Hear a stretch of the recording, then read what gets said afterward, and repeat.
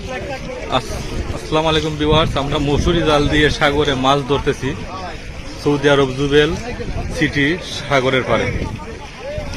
দেখেন ঈদের আনন্দে আমাদের মানুষ অনেক আত্মহারা। আমরা জাল না পেয়ে মসুরি জাল নিয়ে এসেছি, মসুরি জাল দিয়ে মাছ মারবো।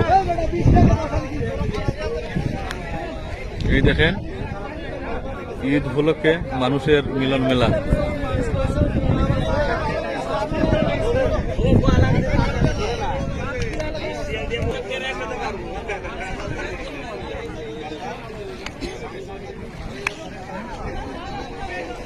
সাগরের